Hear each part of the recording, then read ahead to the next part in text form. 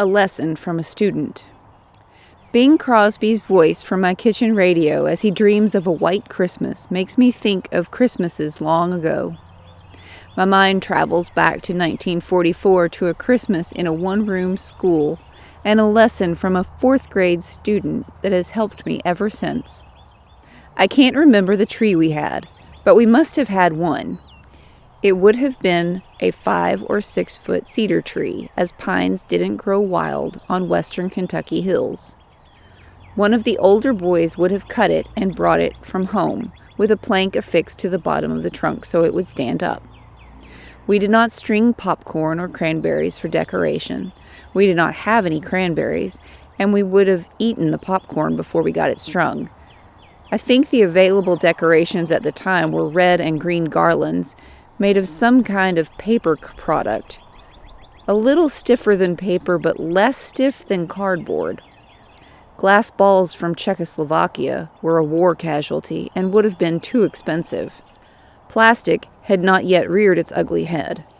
I think we sometimes made tinsel, also a war casualty, out of the tin foil in cigarette packages when we could get it, carefully peeling off the silver foil and cutting it into strips.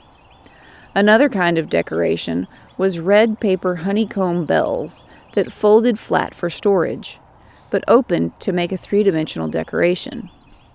We hung these in schoolroom windows. We made snow scenes on the windows with Bonami, a white window cleaner that came in a cake.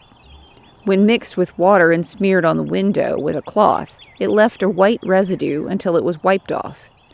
The advantage to Bonami snow scenes was that when the snow scene was wiped off the window was left clean. I was miles from town and had no car.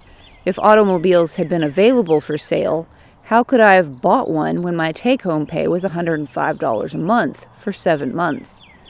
I was obligated to buy each of the 13 children in my school a Christmas present. Of course, the trusty Sears Roebuck catalog could provide jigsaw puzzles and other inexpensive gifts if only their supplies held out.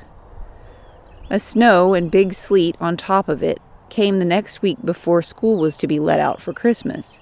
We continued school as usual, as all of us walked to school anyhow. My landlord could not get his car out to buy the treat for the children.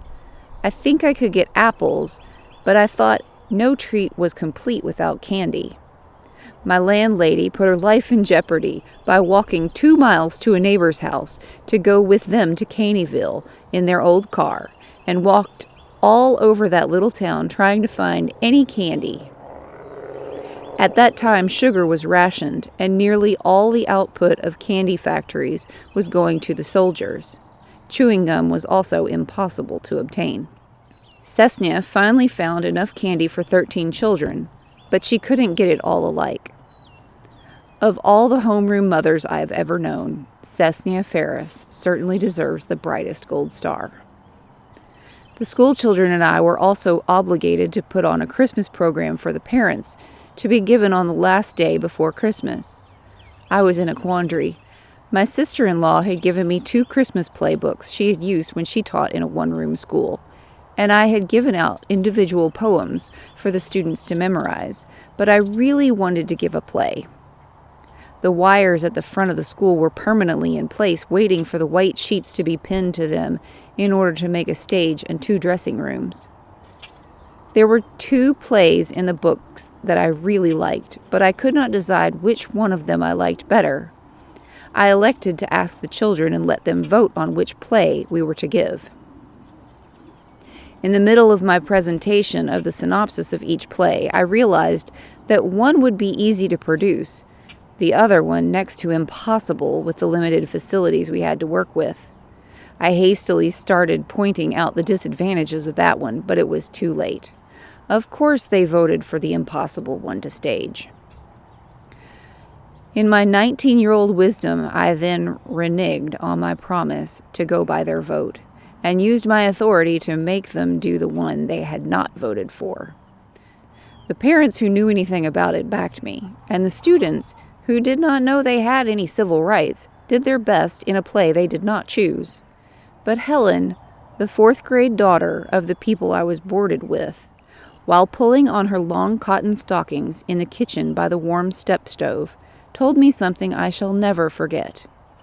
If you hadn't given us the choice, it was your decision. But after you gave us the choice, you were obligated to go by our vote. To my everlasting discredit, I still overrode their decision. But in 45 subsequent years of dealing with young people in church and school, I have never made that mistake again.